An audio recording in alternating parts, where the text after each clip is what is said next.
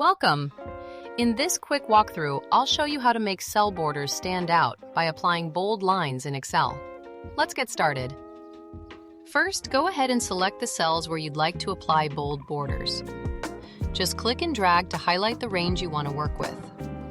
With your cells selected, look up at the Home tab on the ribbon and click on the Borders button. You'll see a drop-down menu appear with several border options.